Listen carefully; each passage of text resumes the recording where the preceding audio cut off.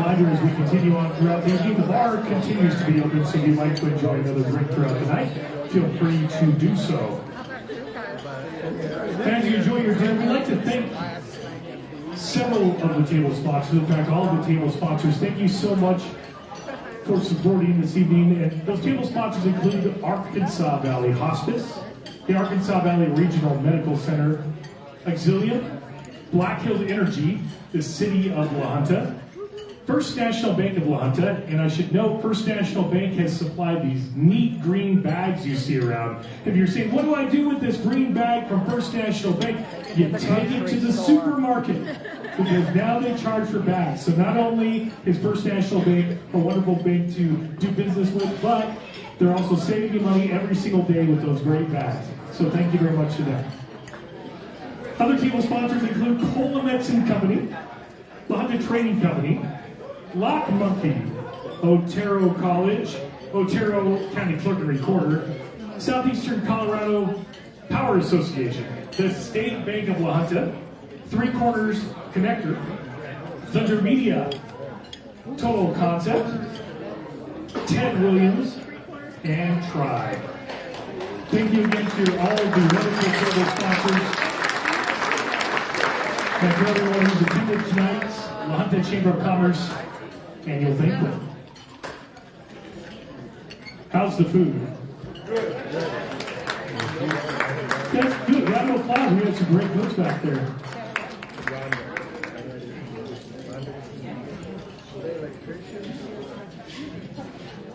Joining us this evening, we have some of our community servants, and those include several of the Otero County elected officials. In attendance this evening, Commissioner Ron Oquist.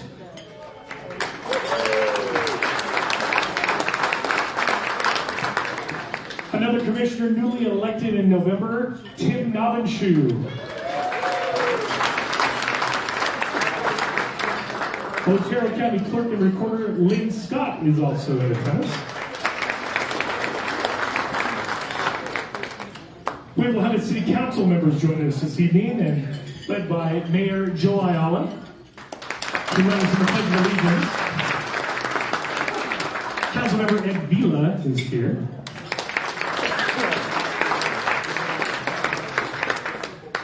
Elaine McIntyre, council member, joins us this evening. And Councilmember Lisa Pantoja.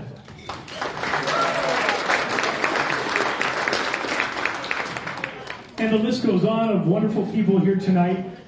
Continues with La Junta Economic Development Director Cynthia Neeb.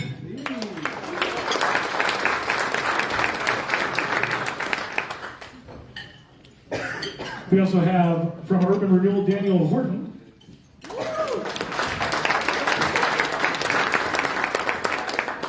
Big thank you to everybody's service here in the community. You know, we wouldn't be such a great community without all these public servants out there supporting and continuing on the vision here in the Arkansas Valley. From the East Otero County School Board, Angela Ayala is with us. And we're also joined by School Board member Dee Leba.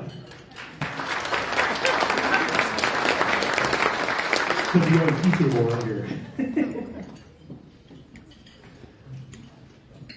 We also have some wonderful folks from communities surrounding La Junta, and we're happy they could join us this evening. They include Lamar Chamber of Commerce President Melanie Markham. From the East, Lamar Chamber of Commerce Vice President Tally Harmon.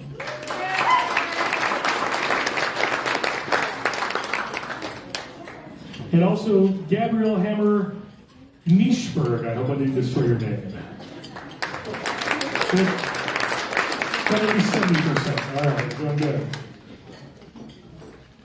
From Lamar Community College, we have retiring LCC President Dr. Linda Lujan.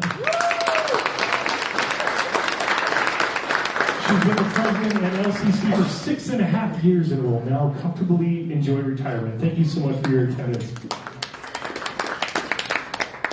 We have the new incoming LCC president, who will officially take the reins on February 6th, and that is Dr. Rosanna Reyes. Welcome. and president of our very own Otero College, Dr. Tim Alvarez.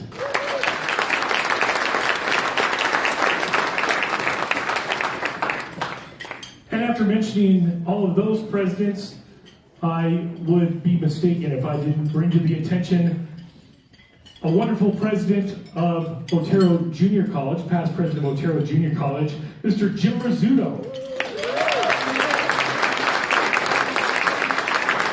He continues to be active in our community as he has for so many years. He served in the Colorado Senate for 16 years and was the dual president of both OJC at the time and Lamar Community College for 2.5 years.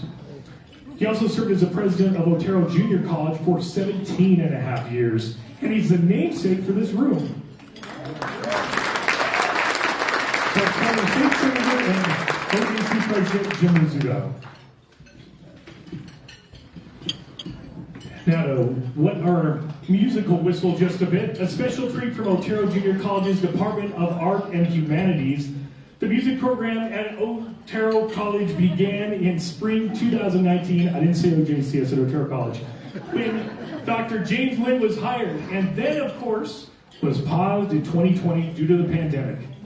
Dr. Lindt has been busy designing and developing a multifaceted and comprehensive music program here at Otero College. Students at Otero College can earn an Associate of Arts degree with a designation in music, which is transferable across the board to universities offering a bachelor's degree in music and performing arts. And we are so fortunate to have a program of this caliber here at Otero College. So sit back, relax, do a little toe tapping, little feet smacking, finger snapping, as Dr. James Lindt hops on the trumpet, also accompanied on the piano by a well-known community member, Ms. Sally Kappel.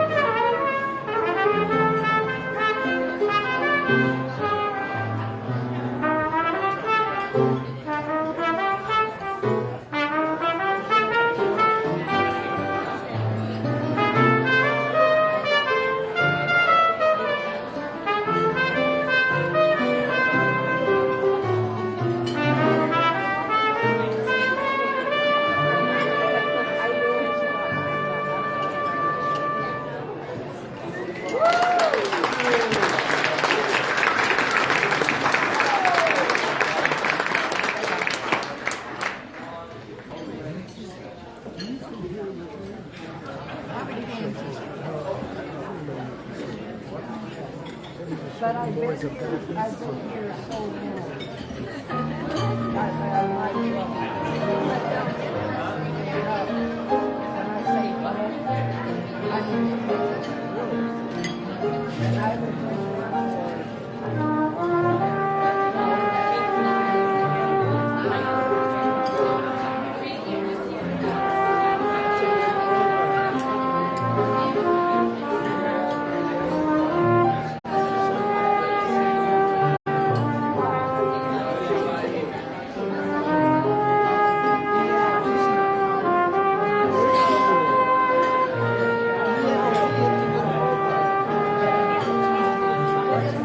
Yeah.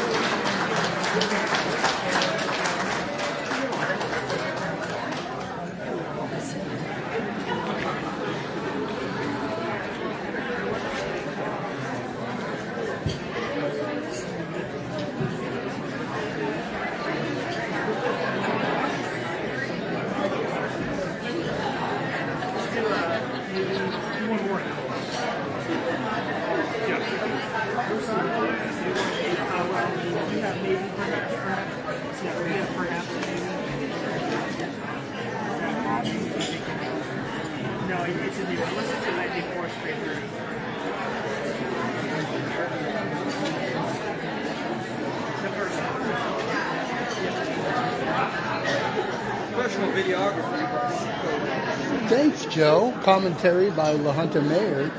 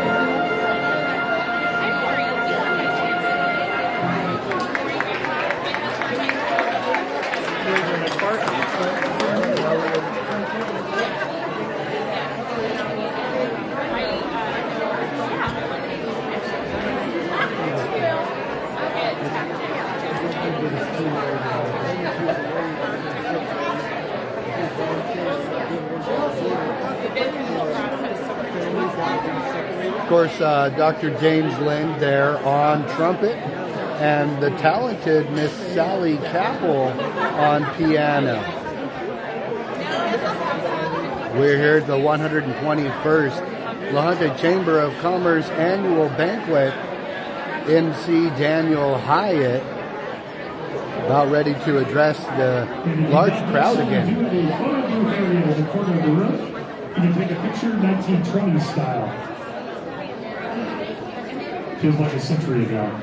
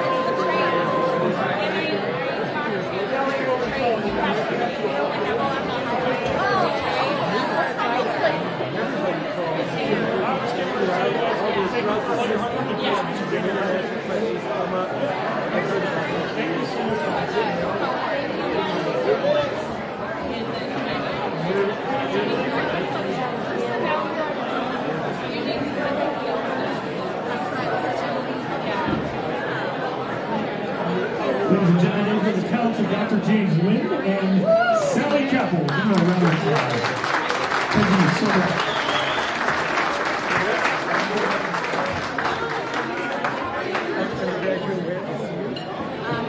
It is time to continue on with this evening's program. At this time, I'd like to welcome to the stage Matt McIntyre. He's a board member of the La Junta Chamber of Commerce.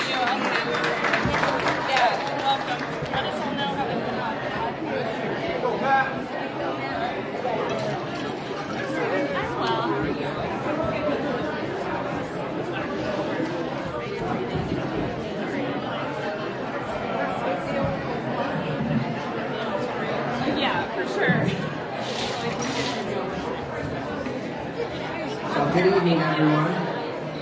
I'm Matthew McIntyre, one of the 8 chamber board members. I'd like to welcome you here and thank you for coming out tonight. It's been great. Good to see everybody. The Chamber is volunteer-based, like we all know.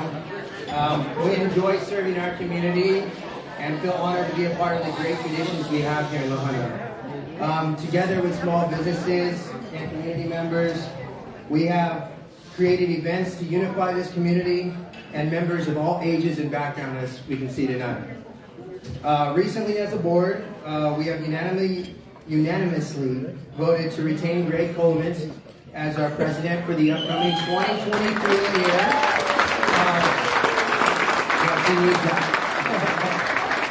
We truly do appreciate Greg for taking on this leadership role. I've enjoyed learning from him. And with that being said, please give him another round of applause. He needs it. And here's Greg Kolomitz. Thank you.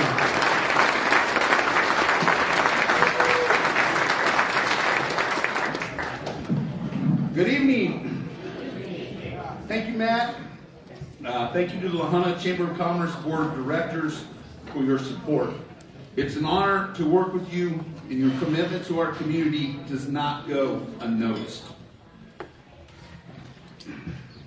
Thank you, Daniel, for your emceeing of the 121st Annual La Junta Chamber of Commerce Banquet.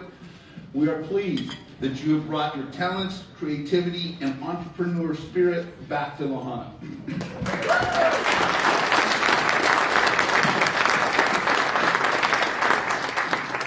The La Junta Chamber of Commerce can always count on the Mavericks. Thank you for tending bar, even though they're not back there right now. Their help, support, and friendship is appreciated, acknowledged, and respected. Special thank you to our table sponsors that are listed in your program, and Daniel mentioned them. This event would not be possible without your generosity and support. The La Junta Chamber of Commerce is grateful. We are all better for what we do together. This is what creates community. There's an example among many that I'd like to highlight tonight. The boys and girls of the Kosharis, Boy Scout Troop 232 and the Girl Scout Troop 1232. Thank you for your placement of flags along the highway and in the downtown community for major community celebrations and national holidays. This action builds a sense of community. Earlier this year, or last year, we hosted Early Settlers Day. Early Settlers Day was held on Saturday, September the 10th. It was a cold and rainy September 10th. I don't know, we got a problem with the weather and chamber events, so we got to work on that for next year.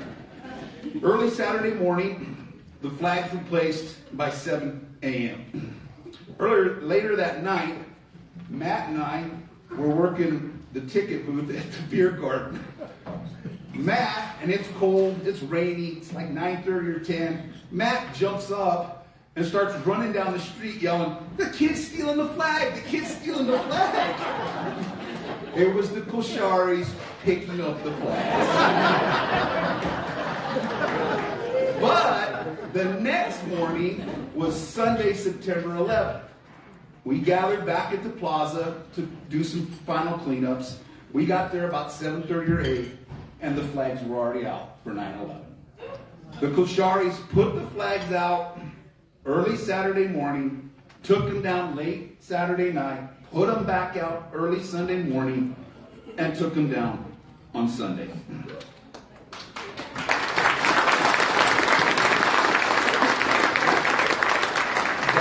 What makes La Junta. Caring individuals sharing their time, talents, and passion to make our community better. The Chamber has accomplished many great things this year as a result of the strength, dedication, and commitment of the businesses and citizens of our town. In addition to all of our traditional Chamber activities, which are outlined in your program, I'd like to highlight a few special accomplishments. As promised at last year's banquet, the Chamber hosted 2 town hall meetings. These meetings were open to everyone and anyone. You do not need to be a member of the Chamber to attend. We gained valuable feedback, insight, and many suggestions. The Chamber participated in the Missouri Day Parade, Crowley County Day Parade, and the Arkansas Valley Fair Parade. We will continue this participation and look forward to joining the Santa Fe Trails Day Parade this spring. We are eager to continue developing a sense of community throughout our region. To this end, 4 members of the La Junta Chamber of Commerce Board attended the Lamar Chamber of Commerce banquet last Friday. We thank you for your gracious hospitality, and we're delighted that you were able to join us tonight. Welcome.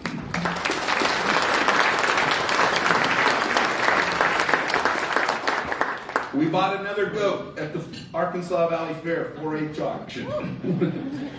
We established a new program, the Graduation Promotion Activity, or called GPA, in which the La Junta Chamber of Commerce Board of Directors signed a congratulatory card to each graduate of La Junta, Cheraw, and Swink High Schools. Included in the congratulatory card was a gift card purchased by the Chamber of Commerce from a local Chamber of Commerce member. And we look forward to doing this program again in the spring. The La Junta Chamber of Commerce took the lead role in the Veterans Day celebration at the middle school. The Chamber was delighted to pay for everyone's lunch, which was beautifully served by the students.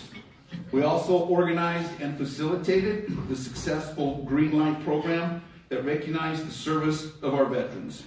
And we are especially excited to be able to announce that First Insurance Services, that occupies the space to the south of the main chamber building, has signed a 5-year extension. All of this has been done for the betterment of La Junta. And it's all done through the sharing of passions, imagination, and the resources of La Junta. And it is what makes La Junta special. None of these accomplishments would be possible without the La Junta Chamber of Commerce Board of Directors. These are my friends. As Matt indicated, none of us get paid. We do it because we love our community. Please stand when I say your name. The La Junta Chamber of Commerce Board of Directors, Matt McIntyre. Roberta Hopkins Mendoza. Julie Worley. And we're very excited to have 3 new members of our board. Cynthia Salzenbarger. Dylan Roberts. And Christina Cosby.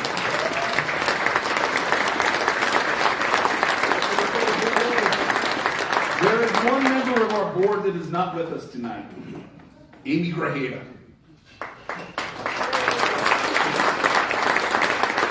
Her daughter had emergency surgery earlier today, and I'm pleased to say she is doing well.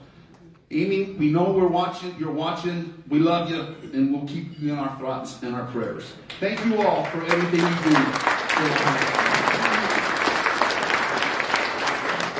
You might disagree with what we are doing or trying to do, but we continue doing to grow and strengthen our community.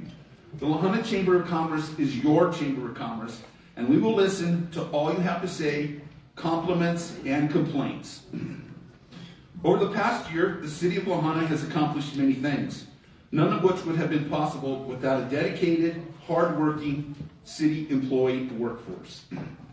The La Junta Chamber of Commerce would like to offer special thanks to the Parks and Recreation crew for all you do to make Early Settlers Day happen and the care that you provide for our parks.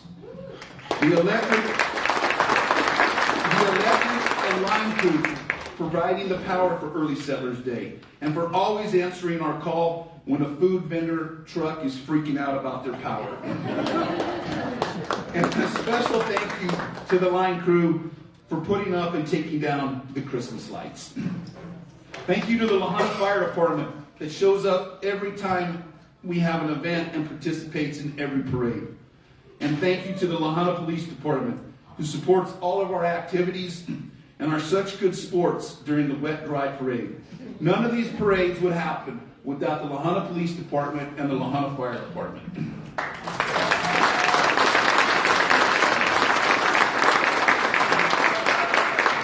The La Junta Chamber of Commerce has an ambitious year ahead. Our goals for calendar year 2023 include continuing our traditional events and activities. We listened and we are not moving Early Settlers Day. Mark it on your calendar, Saturday, September 9th, 2023. We understand there will be multiple class reunions over this weekend, and we hope this will result in even bigger attendance, more heads in beds, and full restaurants. But most importantly, lots of fun and new memories. August 25th through the 27th, La Junta will host the On the Road Historic Preservation Conference.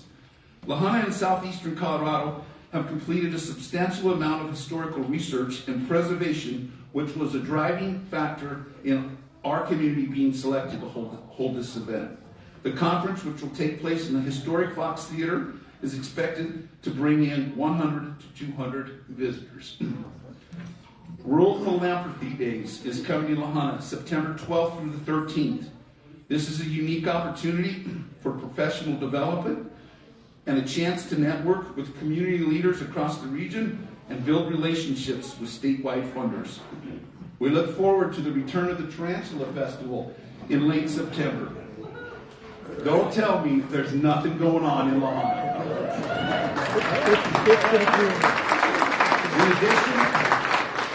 In addition, we are the Chamber is in the initial stages of developing a regional leadership program. We hope to announce more details later this year with a goal of starting this program and introducing the inaugural class at next year's annual banquet. We are working to secure a long-term lease on the 110 Santa Fe office property building, which is to the north of the main chamber office. It is our desire to have the entire chamber block rented for a minimum of 5 years and hopefully more. And we look forward to continuing and strengthening our partnership with the city of La Junta. We can't promise everything, but we are open and willing to listen, and we welcome ideas and input. We want you involved, whether that means enjoying the food and music at Early Settlers Day, having a float in the Wet Dry Parade, or Parade of Lights, or joining us for one of our monthly BLT meetings, which is indicated in your program. The Chamber strives to give the people of La Junta the chance to share their passion, imagination, and resources so that everyone in our community benefits. It isn't possible for the Chamber to do this alone. We need you. We need people to give their time and talents so that we all can have fun, make memories, and build a stronger La Junta. Thank you. It is an honor to serve as the La Junta Chamber of Commerce President. God bless America, God bless our troops, and God bless La Junta.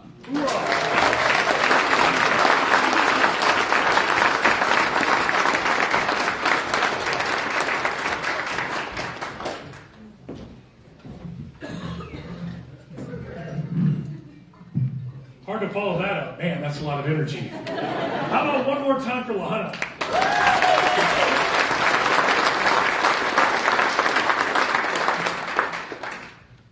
As we continue on, it is time for this evening's Chamber Awards, and I'd like to welcome Gail Ediot to the stage for the presentation of the Tri-Family First Award.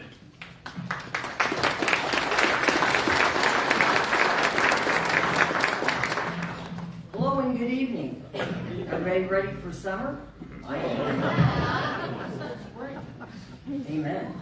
Hey, another year has come and gone, and another year for Tri to add to another notch in our belt.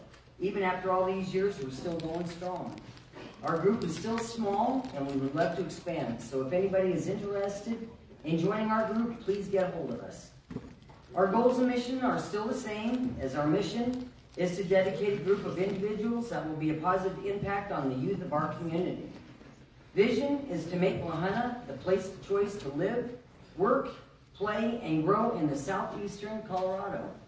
Our value, we are as a group are responsible, accountable, respectable, and we promote honesty, integrity, and openness in all we do serving our small community. For the new folks, which I see several, that are joining us this evening for the first time, this is what we're about. Tri has been active in our community for many years. Actually, since the fall of 1986. and was called Task Resource for Youth, founded by Bob Murphy and Mike Cronin. In 2018, TRI was renamed to Tiger Resources for Youth. We are recognized for our Toy Bowl, Toys for Tots, After Prom, Christmas Eve luminaries, and Back to School swim party. And would love to add more activities to our list to serve the La Junta area. Tigers Resources for Youth TRI can always use your help. With donations or toys, we do not receive any local, state, or federal government monies. TRI is fully self-funded and supported by donations only. We do not order online or go out of town and get a better deal. All donations received are used in our local stores, the Dollar Tree, Family Dollar, and Walmart. Each year, TRI selects a business, a group, or an individual that we feel has helped the community in some way for an annual Family First Award. This awesome lady works at Family Dollar. She is the manager for the past 12 years and wears many hats with her job. Michelle gives us a heads up for when the Christmas season toy sales will be, so we can get ready for the Toys for Tots giveaway. This is for the families that are less fortunate at the holiday season, and this is where TRI steps in. We supply gifts for ages infant to 18 years of age, and as many as 350 plus toys are during that Christmas season. This year, TRI selected Michelle Higgins and would like to thank Michelle for her continued support and making a difference in our community. Michelle, you want to come on up?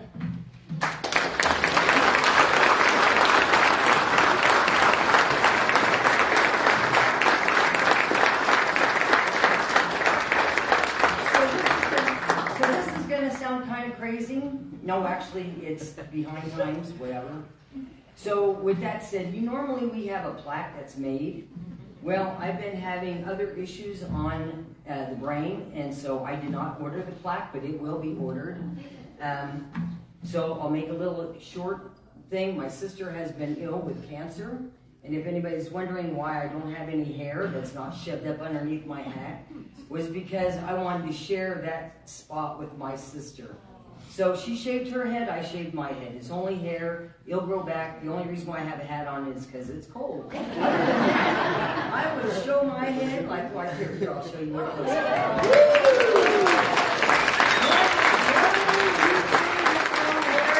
She's got all wrapped up. So in time, she will eventually get her plaque. I apologize. It will be done, but we want to thank her very much so from TRI, Tigers Resource for Youth, for all the times that she has called us to give us a heads up. This is not on the speech, this is talking off the record here.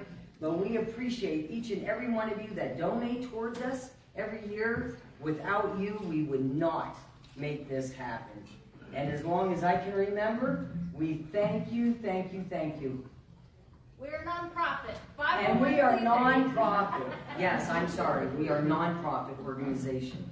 So if you are interested in joining our group, please get a hold of us. We're always anxious to have extra people in there, extra ideas, or if you have anything that you think that we should do to help out the community, don't hesitate to holler. Again, we thank you very much. Thank you very much.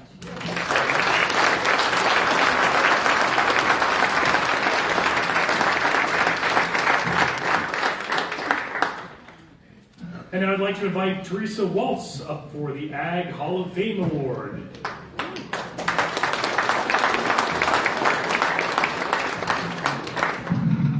Thank you, Daniel. I'm not quite as tall as Gail, so. And how can you follow Gail Evia? What a wonderful lady she is. A year ago, I stood on this stage as one of the inductees to the Ag Hall of Fame. I was shocked and honored with my friend Kevin Wagner, who's at a basketball game tonight. But I did drag along my good friend Kim Sherwood, because we get into everything pretty much together. So, I want to talk for just a second about pears, and not the kind that grow on trees. I want to talk about a pair of earrings, maybe a pair of shoes, some of us a pair of boots, spurs, and we also know that maybe a pair of French stretchers, I don't know, look at Kyle Hughes, not me. But most of the things that come in pairs, one of them doesn't do you a whole lot of good, but when they're together as a pair, it works. So this year's honorees for the Ag Hall of Fame, I'm just going to take excerpts from the letter that I wrote on behalf of the Ace of Spades Riding and Roping Club. These folks, I don't know what they were thinking, but they bought a business that started out in 1899. They bought it in 1999, and everybody knew the world was going to end in 2000. Remember? Hey, no, COVID didn't have anything on that. So these folks, I tell you what, they are just too cool. They are the owners of the Lahana Mill and Elevator. They are a vital part of the livestock industry, not only in Otero County, but our neighboring counties and states as well. Their compassion for their customers does not end at the feed store. They're everywhere. They support the Ace of Spades, the Lahana Kids Rodeo, every livestock show and fair for miles around, throwing a few ranch rodeos, fundraisers, athletic events, and the list could go on and on. I can personally tell you that numerous times this family has gone above and beyond to help repair, clean, mow, whatever else is needed to be done at the Lahana Kids Rodeo grounds. They are huge supporters of Raise the Roof, which is April 15th, by the way. Live band dinner, be there. They just show up with equipment, everything we need. On Thursday nights, during June through July, on the fun nights, this lady of this pair will feed every person that walks by. Doesn't matter what time it is. I know this because when I leave from upstairs to go to the rope and shoe, she grabs me and she says, "Have you eaten?" And there's not a food truck in town that has anything on this lady's vehicle when she pops that back hatch. You don't see one without the other. These folks are the salt of the earth. They are committed to their faith, family, friends, and community. It's all inspiring. They sponsor Saddle at the Kids Rodeo. They donate a buckle to Ace of Spades, year-end awards. They even feed our goats through the summer. And this doesn't begin to cover all the organizations that they support. The Lahana Mill is not just a feed store. It's like walking into a good friend's home. There's always good people. Sometimes you gotta look twice. Great conversation, and most of all, I'm not going to cry, I promise. The warmth of Sylvia's smiles and hugs, and Eldon's wisdom and sense of humor. And if you want to know something, you ask Eldon. The Stokers are ranchers themselves. They know and understand the day-to-day struggles that are involved in agriculture.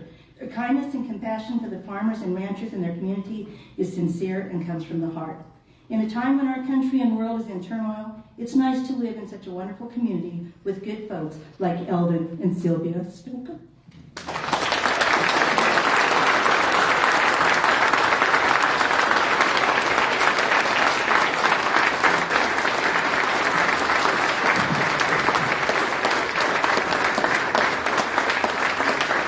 And we do have a plaque, and the plaque says the Lahana Chamber of Commerce 2022 Ag Hall of Fame Award presented on January 30th, 2023 to Eldon and Sylvia Stoker for outstanding contributions and dedication to agriculture.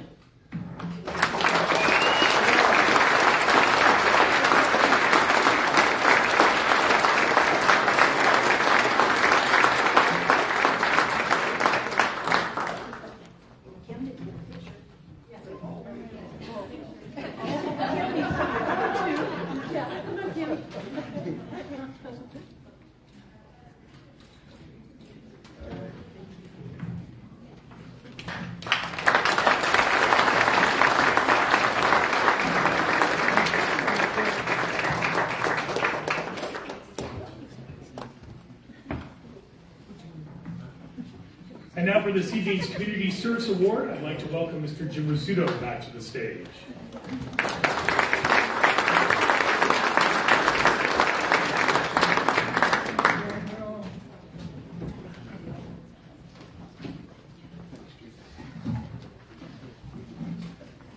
Good evening, everyone. Before I begin with the Community Service Award, I've been implored by my chairpersons, Lindy and R.J. Nelson, to do a brief advertisement out to you to get us names for people who you might like us to consider. The way the process works is people bring to us the names of people. They're either submitted to past recipients, and you've got a list of those names, I'd encourage you, send it to the ones that are still alive. They'll probably be a little more responsive. And or you can submit it to the Chamber of Commerce board. Ask you to do that by October 1st, in that the committee meets and the past recipients make a decision in November, and then of course it's presented here in January. So think of people, there are a lot of people we all know who are very deserving. Tonight, I've got to say, it's a true honor for me to present tonight's recipient. Normally it takes a while to determine who that person is, but tonight, because of everything this person has done, it will become apparent in short order. This person has been unique in that he has touched all of us through service. Notice I use the pronoun he. Has been touched all of us through service to the community or through business endeavors, in which place that person in many of our houses when we were in the midst of a crisis. Does everyone know who it is? Tonight's recipient checks all of the boxes that go along with characteristics of a Community Service Award recipient.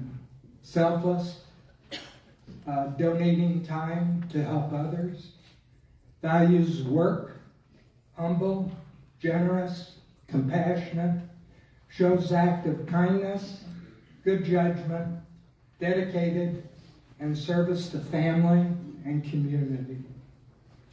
First, let's learn a little bit about this person and their journey to tonight's recognition. This person was born in southeast Colorado in a town called Eads.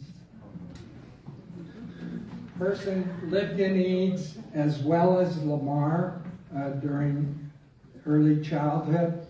And then his family moved to La Junta, where they became involved in a family business. This person attended and graduated from La Junta High School and met the love of his life. I believe his spouse was a freshman at that time. This person was involved in high school athletics, and in turn, he excelled in baseball and probably was one of the most talented baseball players ever to come out of La Junta. He played left field and was a left-handed pitcher with what I understand was a mean knuckleball. I have no idea what a knuckleball was, because they could throw a fastball, curve, whatever, I'd strike out, so it didn't matter. I didn't pay attention. Anyway, he played those positions. His dream, and after you know the name of this person, you know it's kind of a family thing. His dream was to receive a scholarship, go to college, continue his baseball career, and eventually get the opportunity to play professional baseball.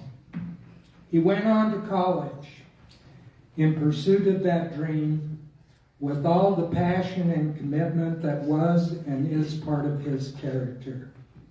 Unfortunately, his dream changed, and that life threw a curveball at him when he learned that his father's health was failing and that it was important to the family that he return home to help run the business. His brothers at that point in time, one was going to college in Dallas, if I remember correctly, and his younger brother was just a little kid. He didn't bemoan this turn of events, but seized the opportunity to help his family and began a new adventure in life. He returned home, married his wife, of which is now, I believe, 43 or 42 years, I was never good at math. He raised a family, became involved in running and growing the family business, along with his brothers and other family members. He in turn found time to become involved in the community. Since returning in 1978, he has never looked back or regretted his fortune. He became involved in his kids' activities, donated time to coaching, helping young athletes in La Junta. He spent hours on and off the field teaching baseball, basketball, and football to area youth. He always made time for children by shooting hoops with them in the neighborhood. His wife related a time when they were sitting at the table, and I don't know if he had been at work all day long, but all of a sudden there was a knock or a ring at the door. She answered it, and it was a young boy from across the street. And he said, can Sean's dad come out and shoot hoops for me? What he did was immediately got up from the dinner table, excusing himself, and went out and shot an hour's worth of hoops with that young man. His generosity and compassion have shown through the years. He's a type he goes out of his way on a daily basis to make someone else's life a little better. Sometimes he'll just say, hello, how are you doing? He has other acts of kindness. Maybe he stops to talk, gives someone a hug, helps someone in need by buying them gas when they don't have money. I'll remember that over the next few days, and then I need it from him. He's also been known to give a needy person money when they needed it. Buying someone a meal, bringing donuts to people, changing a tire or helping someone alongside the road, or singing happy birthday to them just to make them feel happy. He begins his day, I understand it, with a song. He sings. I used to try that. I thought it was Dean Martin that did it. Well, I'd like to hear him sing, but I understand his children were always awakened in the morning by a song by their dad. His list of community activities are extensive, and I'm going to read some of them to you so you get a sense of what this person has done. Won the Ronald Buck Memorial Athletic Award 1976. He was part of the La Junta Chamber of Commerce Mavericks for 6 years. He was on the board of directors for the La Junta Chamber of Commerce 4 years. Received the Sam Walton Business Leader Award in 1998, money donated by Walmart, and in turn donated to the La Junta Chamber of Commerce for their activities. He served on the Military Affairs Committee for 6 years, 1994 to 2000, and received the Employer of the Year Award given by the National Guard for allowing his employees to take time off to serve their country. Served on the La Junta School Board 8 years, 3 years as president. BOCES Board, 8 years. CHASA, he served on that board, Colorado High School Activities Association, the baseball committee for 4 years. YBC for 12 years. United Methodist Church Facilities Board for 10 years. La Junta Wake Up Breakfast Sunshine Award was given to both he and his wife in 1997. He served on that committee for 13 years. Maybe that's why he got the award. That's not that idea. I'm sure that's not the case. He was on the committee to rebuild La Junta Middle School, and 1 year was co-chairman with his wife in 1996. He was on the La Junta School Foundation. He was on the committee to build La Junta High School football stadium. Youth baseball coach, 30 years. Youth basketball coach, 15 years. Youth football coach, 10 years. Special Olympics basketball coach, 2 years. State champs, 1990. On the Otero College, aka OJC, Perkins Planning Committee, 2011 to present. He was also on the OJC, Otero College, CDS Advisory Board from 2011 to 2021. Committee to build the new Lana Nursing Home. Inspiration Field Board of Directors. Committee to build Justice Center, jail for Otero County. Took time out to bring a lot of smiles to children. He was Santa Claus at the Lana Primary School, 2019-2022. I said one of the main characteristics of someone who receives this award is good judgment. This next thing he pursued, I'm not sure it showed good judgment. He ran for Otero County Commissioner and was elected in District 1, and we're all glad for that. And he was in the Picket Wire Community Co-Mass Singer winner in July 2021. So you can see he's spent some time working and helping the community. He has left his footprint on our community. He has cast a long shadow and has made the community a better place. Always positive and willing to help, a person who has dedicated himself to family, his business, the United Methodist Church, and his community.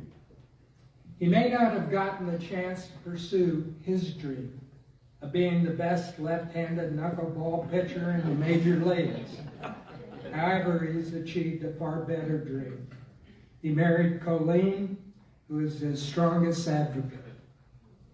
Raised and shared time and love with his family, their families, with his brothers and family, built a successful business. As important through his community service, he has allowed and ensured that many in our community have been able to achieve their dreams. From a community that is ever thankful for everything he has done to enable people in a community to dream and make those dreams come true. Help me congratulate and welcome Mr. Rob Opens.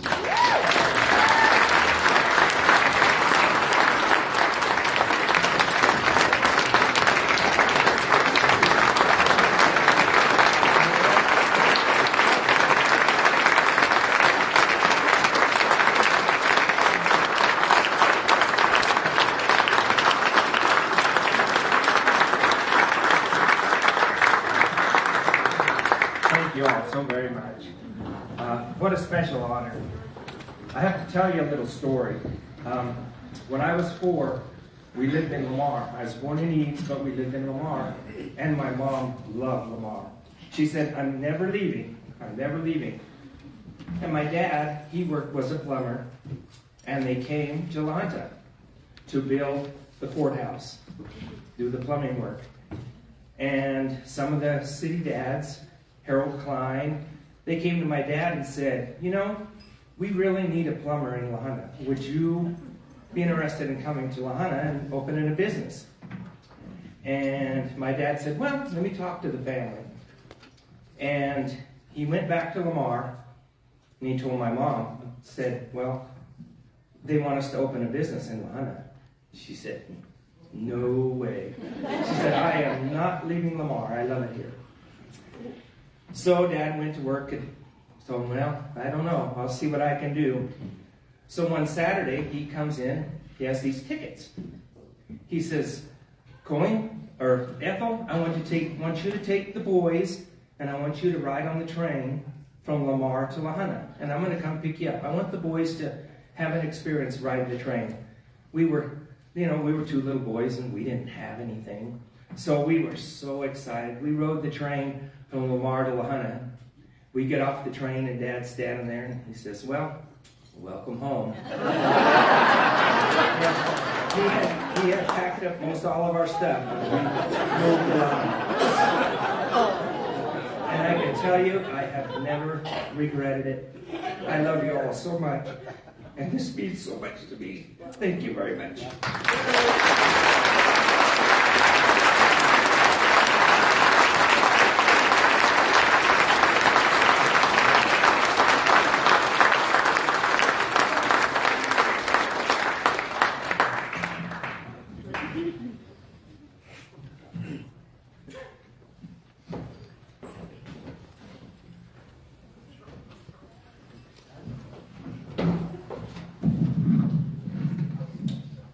I spoke earlier tonight about how the chamber needed people. We need their time, their talents, and their skills to build a stronger community. Tonight's Volunteer of the Year award winner did just that during Early Settlers Day. When we asked for committee members, she stepped up. When we wanted to create a new event, the chalk drawing contest, she stepped up, she organized it, and she coordinated on a rainy, cold morning. And that event will be back, and you better do it again. The Volunteer of the Year is Lisa Pantoja. Thank you, Lisa, for making Lahana even better. Thank you for helping build our community and create new memories. Congratulations.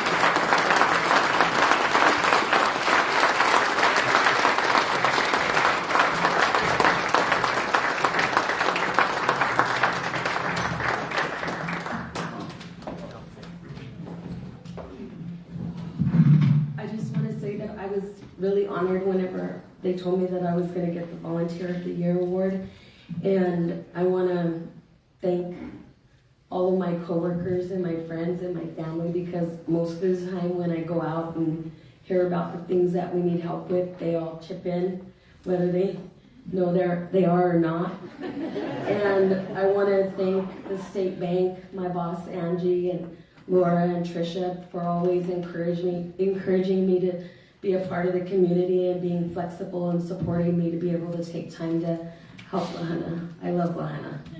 Thank you.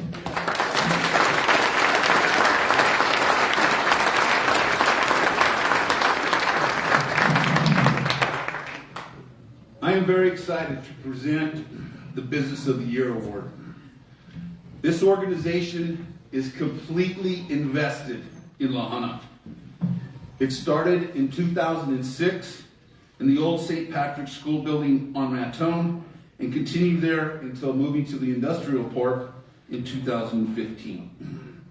This business employs 38 people and serves clients all across the world. Their team can support outbound and inbound calls for customer care, technical support, email, social media, chat surveys, and more. They are not a telemarketing company. They don't call about your car warranty.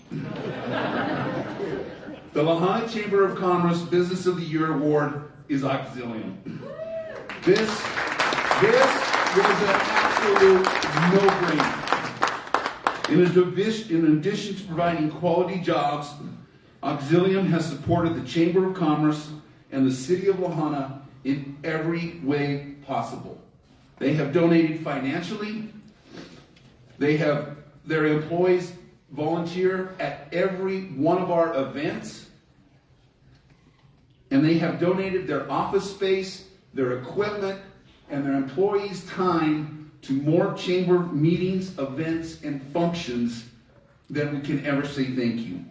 Auxilium has stepped up and made Lahana a better community. I am pleased to welcome from Denver the CEO of Auxilium, CEO Dean Flora.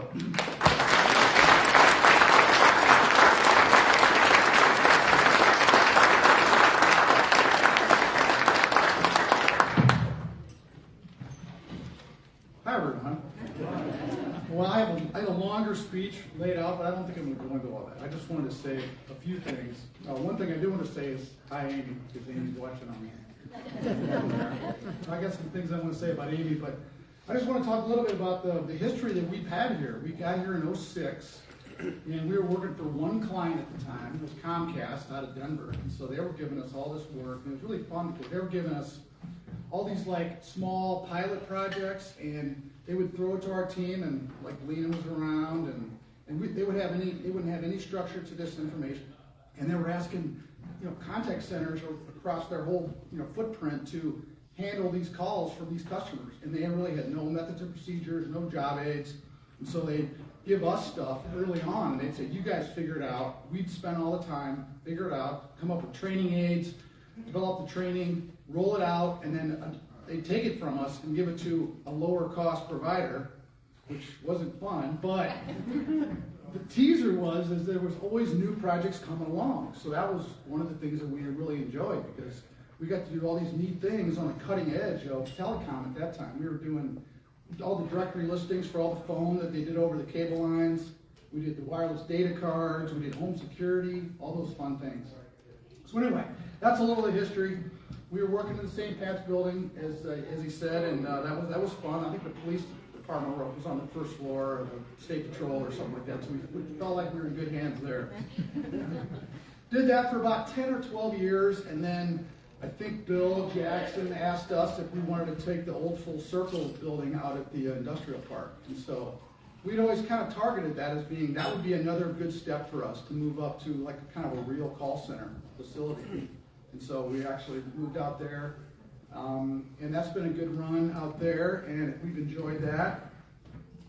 And we moved on from Comcast after they basically pulled the work from us after 10 or 12 years.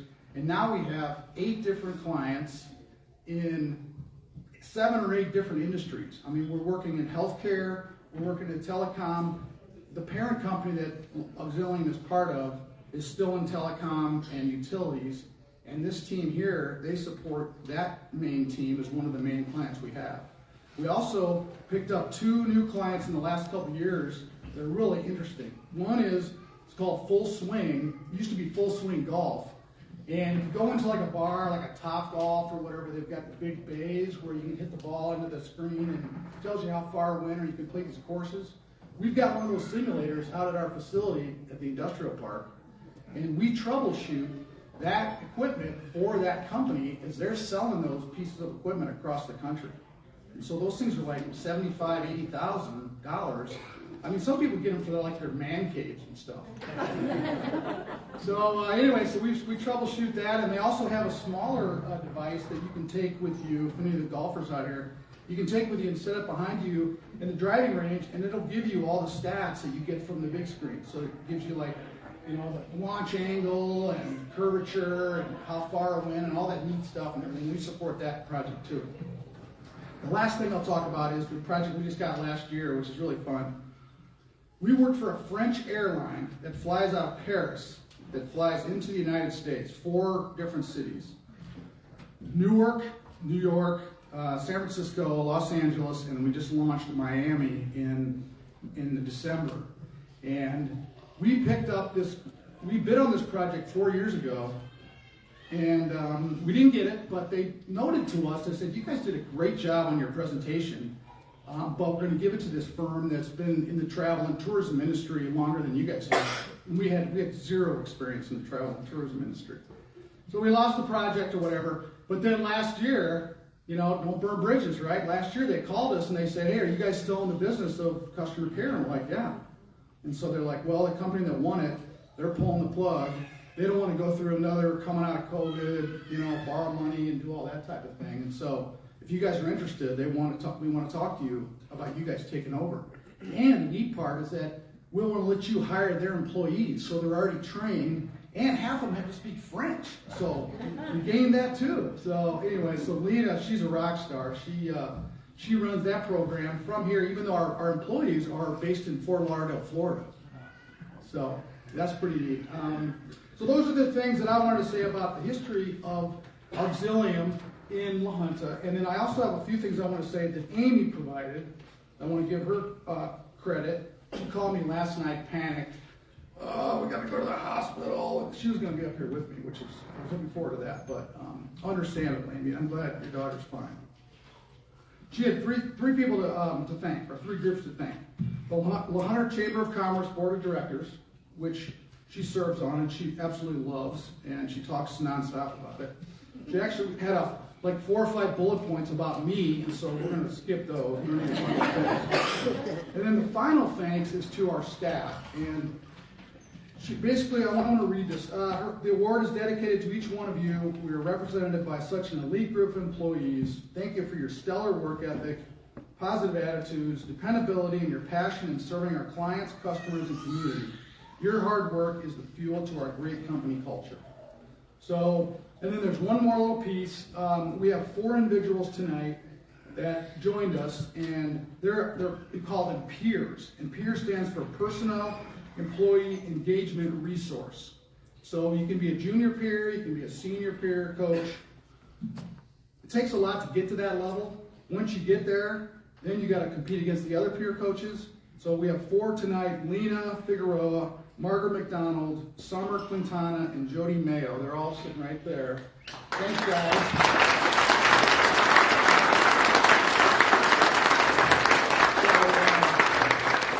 So that's it. Those were Amy's parts. And I have one more thing I want to provide that Amy provided, was a quote by Zig Ziglar. You guys know who he is, the big sales guru. He said, "You don't build a business, you build people, and then people build the business." So at the end of the day, thank you guys. Enjoyed it. Appreciate the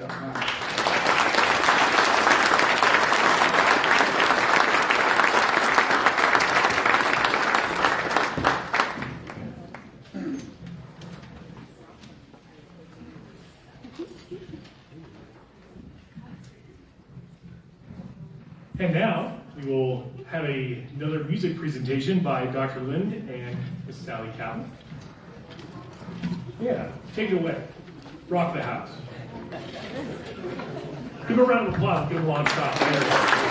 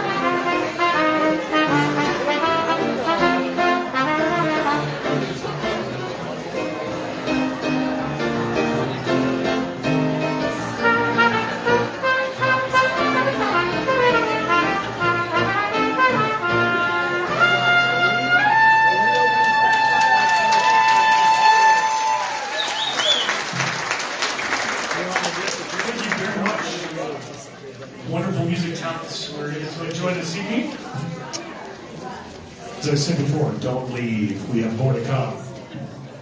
This time I'd like to welcome Roberta Calkins-Mendoza, Chamber of Commerce board member and member of the Otero College Foundation Board. She's taking a picture. I thought of that. Actually, today and last night, there needs to be a knowing this.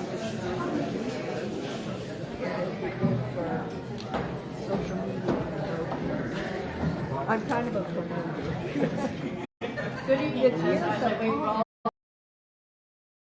directors, and it is my distinct honor this evening to introduce our keynote speaker, Mr. Joe Garcia. Mr. Garcia, Chancellor of the Colorado Community College System. As the CCCS Chancellor, Mr. Garcia leads us our state's largest system of higher education, which serves 111,000 students annually at 13 colleges and 35 locations across Colorado. Mr. Garcia brings demonstrated leadership and commitment to advancing success and equity in higher education through various roles in both the public sector and higher education. Prior to his role at CCCS, Mr. Garcia served 2 terms as president of the Western Interstate Commission for Higher Education and 5 years as Lieutenant Governor of Colorado and as an Executive Director of the Colorado Department of Higher Education.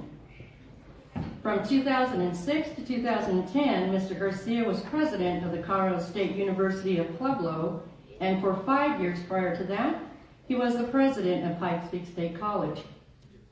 Mr. Garcia's previous public service positions included serving as a member of the cabinet of the Governor Roy Romer and as a White House appointee under then President Bill Clinton.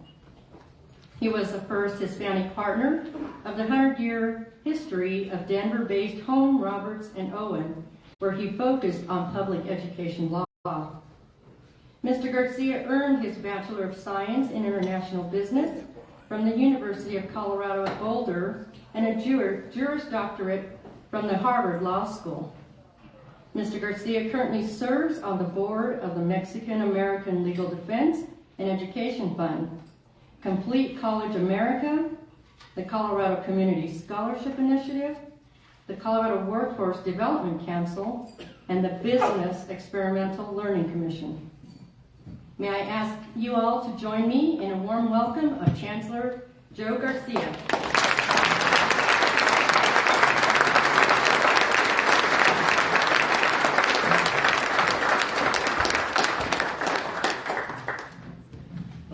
Thank you for that introduction. It really is a pleasure for me to be here. I spend way too much time in Denver at our system office, and so whenever I get a chance to get out to one of our colleges, to one of our communities, it's a highlight for me. So, before I forget, hi Amy.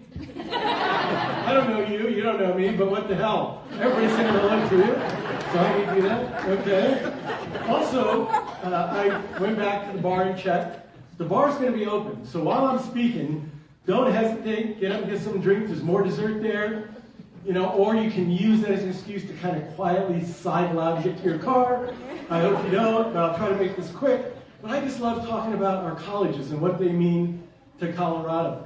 I've been the chancellor of the system for about 5 years now, and it's been great because, again, our colleges are around the state. As you heard in the introduction, we have 13 colleges, about 35 locations, serve over 110,000 students every year, and that doesn't even include the high school students that we serve through concurrent enrollment. We make a difference, but we make a difference because we are community-focused. We're community-based. And I'm really excited to be here with some of my colleagues. First person I want to mention, because he's the first person I met when I started at Pikes Peak Community College and knew nothing about leading the college, is Jim Rizzuto. He was at the time the president of Otero Junior College, then Otero Junior College. And he was, frankly, kind of a know-it-all. But the good news is he actually did know a heck of a lot. And he wasn't bashful about sharing that with me. The one thing he wouldn't share was where you guys got the money to do the things that you did here. And whenever I'd ask him, how are you doing that, Jim? And he'd say, well, you got the money. It's buried in the Higbee Valley. Is that a real thing? I heard that so many times back in those days, I've never forgotten. But I'm also here with someone who I just deeply respect, and everybody in the system has a great deal of affection for, and that is retiring President Linda Lujan from Lamar Community College. Please give it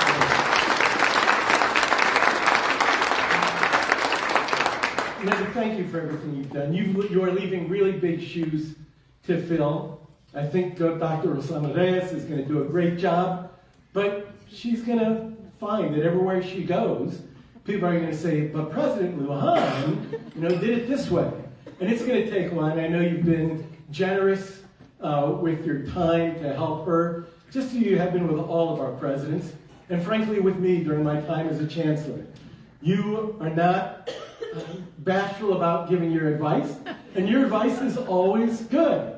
So all of your colleagues, all of your presidents, all of our presidents are going to miss you. They owe you so much for your mentorship.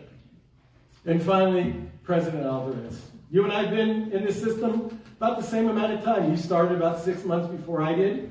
I've had a chance to work with you. And you, I know, understand that a year as a college president is, frankly, it's like dog years. I mean, it really ages you very quickly. It's like 1 year doing this will just kick the crap out of you. But you just got to keep going. And Tim he was so committed to this community. And what we will all miss is Tim's commitment to students. He really loved students. And frankly, he was the best dressed of all of our presidents. That's not a high bar, but he really exceeded it. So congratulations, Tim, on doing what I look forward to doing sometime, becoming a full-time grandpa. That's just a wonderful thing to retire to. And thank you, Lori, for being supportive of this, because I know these jobs are hard on spouses. And thank you for what you've done. Now, I will say, as a longtime resident of southern Colorado, and as someone whose roots are in a small rural community in northern New Mexico called Española and Chimayo, those are two small agricultural-based communities. And so in a lot of ways, they're like smaller versions of La Junta. I really value that, and I realize and recognize and constantly tell others why small rural communities are so important to our state. You all know that. You know it's our history, our heritage isn't in Denver or Boulder. It's in communities like La Junta and Lamar and Sterling and Rangeley and Craig and Trinidad. And not everybody in Denver realizes that. They drive through here maybe, but they don't stop. They don't know what happens here. They don't know where their food comes from. They think it comes pre-wrapped in King Soopers and have no idea that somebody actually raises it, grows it, and delivers it to those stores. Now, I don't know if there are many Governor Hickenlooper fans in here. I'm guessing not everybody, but I worked closely with him for years, and one of the things that he said to me that I'll never forget is, what really makes Colorado special isn't Denver or Boulder. It's the small communities where our history and heritage were established. And frankly, if not for those communities, and from the sweeping grass of the Great Plains to the majestic mountains to the western slope, if not for those things, Denver's just a city. It might as well be, Kansas City, but with a worse football team. So, maybe not for long, But you know firsthand what makes this community so important to the state. And that's why I stand here as the chancellor of a big system with a lot of big colleges, but a lot of small ones. 7 of our 13 colleges are rural colleges. Those colleges are also our oldest colleges. Trinidad State is our oldest by far, 1925. Others came along in the 30s and 40s.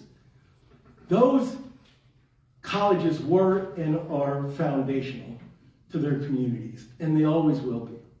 And so as we get ready to start a search to replace President Alvarez, we're going to take that seriously. And I want to make sure people in this community understand. While there have been efforts over the years to consolidate colleges, that's not what I'm about. We're going to find a new president for Otero College, just for Otero College, someone who will live here in La Junta and support the business and agricultural communities in La Junta. You have my word on it.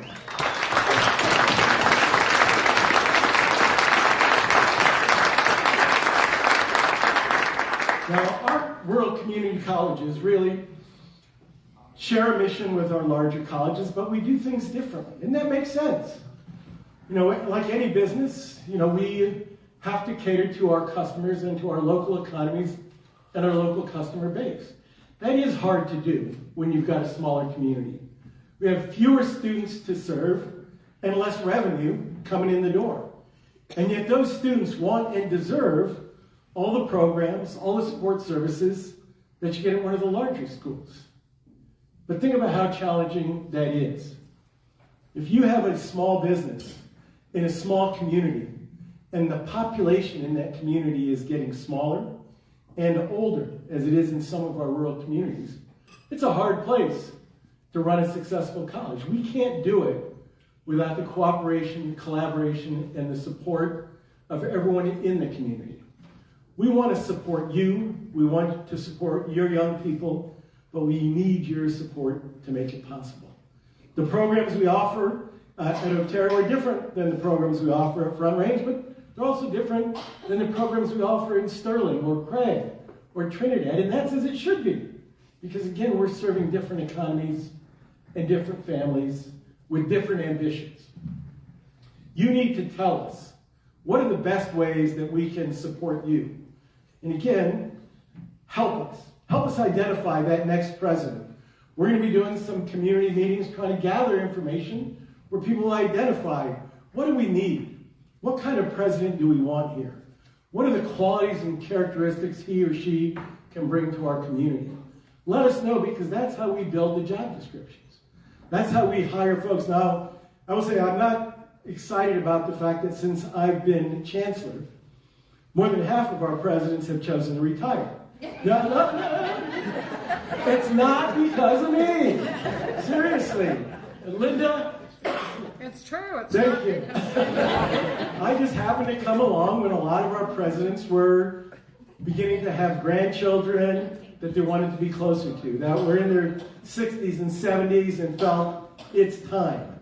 Now, I've been excited that we've been able to hire so many new, great presidents from all around the country who have said, I want to be part of the Colorado Community College system. I believe in what you are doing there.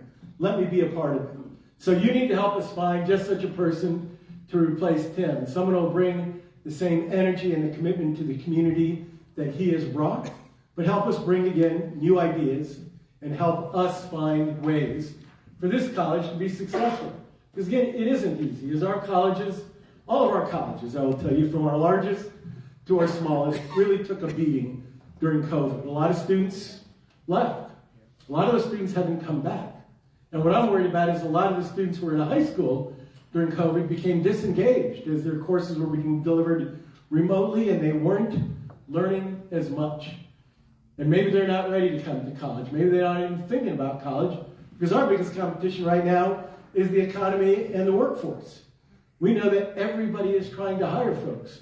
And students, even without a college degree, are finding an opportunity to make 16 to 18, 20 bucks an hour, and they're not willing to turn their back on that. Why should they? We know that's good for them. But we also know that the value of higher education, all the evidence demonstrates that it has not gone away. During COVID, the people most likely to keep their jobs and be able to work remotely were those with a college education. During the last recession, some of you are old enough to remember the last recession. Lots of people lost their jobs, but it wasn't the people with college degrees. It was the people with high school diplomas and as the economy recovered, it recovered for those people with a post-secondary credential. We all know in communities, rural, suburban, or urban, that more jobs now require some college. Maybe not a bachelor's degree, maybe an associate's degree or certificate, but it is absolutely clear, the evidence is clear, that you will do far better. You will be more recession-proof, more COVID-proof if you have that college degree. So why would we deny that to our kids? Now, some people say, I hear this all the time, it's too expensive. Don't decide that until you come to one of our colleges and talk to an admissions advisor and a financial aid advisor, because what you'll find is most of our students get significant financial aid. And for students from low-income families to get a full Pell Grant, that's 100% of their tuition is covered. About 65% of our graduates graduate with zero debt. Now, that's not what you think reading the papers that talk about the student debt crisis. That student debt crisis is real, but it's not so real for our students. It's for the folks who went to the 4-year private colleges or the proprietary for-profit institution, racked up huge debt, and then didn't graduate, didn't get a degree, didn't improve their earning potential. For students who want to get an education at low cost, we are the place to start. Even if you want to go on and get a bachelor's degree, we have a program with every public 4-year institution in the state called Bridge to the Bachelor's. And if you come to one of our colleges and get an associate's degree, not only will your credits transfer, but if you get that degree, they are guaranteeing you admission. And a lot of our students wouldn't be admitted to CU Boulder if they applied right out of high school. But Boulder, Metro, CU Denver, CSU Fort Collins, Adams, CSU Pueblo are all saying, we'll guarantee you a slot if you come to us with an associate's degree. And that's a pretty damn good deal, if you ask me. I had a son who, my daughter was great, went right through school, did everything right. Anybody have boys? Man, it's a pain in the ass. My boys thought they went to college to become skateboarders, but they were already skateboarders. I wasn't sure what paying for a college education was going to do to enhance that. My youngest started out at Fort Lewis because I had visited Fort Lewis, and I thought, what a cool place. I love it here. I convinced him to go. He went there for about a year and, did what a lot of people at Fort Lewis do, mountain bike and snowboard and party. They call Fort Lewis Fort Leisure. Anyway, he came back after, went to Pikes Peak Community College, found something that he liked to do, and then he continued that and went to CSU Pueblo. Now, he wouldn't go there when I was there, but after I left, he would go there, and he got a 4-year degree and got a great job right away, and is out there. It's never too late. And so I want you to think about the fact that you want your young people to go to college, even if they don't know what they want to do. Because it is a place where they will discover not only what they want to do, but what they are capable of. And it doesn't have to be just for 18 to 22-year-olds. In my family, my mother always preached the value of education, although she did not have one herself. She was 18 when she got married. My father was in the Army. They traveled everywhere. She raised 5 kids as we traveled around the country, and always, I think, was a little bit jealous of those people who had an education. After we all went to college, I went to law school, my sister went to medical school, my 2 younger brothers earned undergraduate and graduate degrees at MIT, one of the most selective institutions in the country. My mom enrolled at a local community college when she was 56. She graduated, went on to get her 4-year degree when she was 63. And then she said, now I can get a better job. Now, it was true. I mean, it is empowering. Now, I know there are some folks who think college isn't a good place to send your kid because you don't trust what they're going to learn there. I've talked to a couple of my rural presidents in our system who've told me recently that a lot of their students who graduate and go on to a 4-year school are being sent or choosing to go to Texas rather than CSU or, God forbid, Boulder, because of what people think they're going to learn there. Well, I want us to remember what education is about. It is about exploration. It is about discovering new things. It is about learning to critically appraise the world around you. So sometimes your kids might come back from that first semester of college and have a different perspective than you do. Or come back, as my oldest son did, and said, I'm a vegan. Like, what is that? But on the other hand, his twin sister, biracial young girl raised in a very liberal family, went off to a very liberal 4-year college in Grinnell, Iowa. She was there her second year. I picked up the alumni magazine that they would send us because they wouldn't wait till your kid graduated before they started asking for money. But I opened it up, and there was an essay in there, and I saw my daughter's name as the byline. She was the author. And the title of the article, Why I Became a Republican. Now, it is true that schools are indoctrinating our kids. And what schools are doing is teaching kids to think, to re-examine what they believed, to learn, to grow, to become better citizens. And better citizens of our nation doesn't mean uncritical citizens. It means citizens who want to make our nation better, our economy stronger. So let's not ever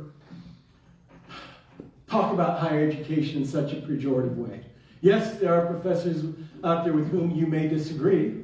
That's good. We want disagreement. My wife teaches at Colorado College, and she's got a lot of information about, we need to make sure our kids feel safe and we're not touching on things that might upset them. So she would say, on the first day of class, they have a block system there, she'd say, there are no safe spaces in this classroom. We're going to talk about everything. If you don't like what I'm saying, argue with me. That's what higher education should be about. It is not wanting to send your kids off to come back and say, Dad, you were right about everything. We love hearing that. But when we send them to college or to the mall, they're going to come back and say, Dad, you're full of crap. So why not hear that from an educated individual who's better prepared to have a good life, to build a strong community, and by critically examining everything they hear, everything they see, building a stronger democracy. That's what higher education is about. That is why it is worth your investment of both time and money. Don't ever tell your kid it's not possible. It is.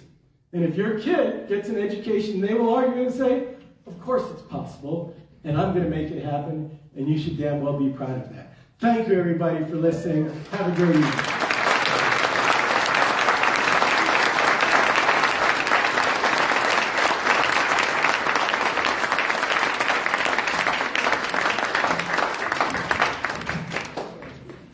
Thank you, Mr. Garcia.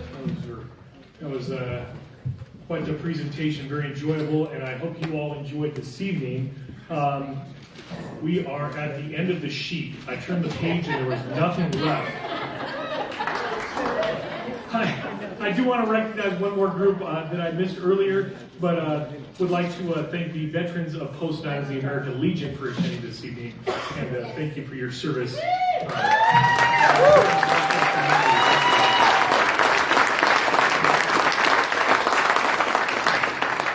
So with that, this officially concludes the La Junta Chamber of Commerce annual banquet. Thank you so much for attending. I look forward to speaking with each of you individually. I'll be standing at the door shaking hands on the way out. Have a great evening. Thank you very much.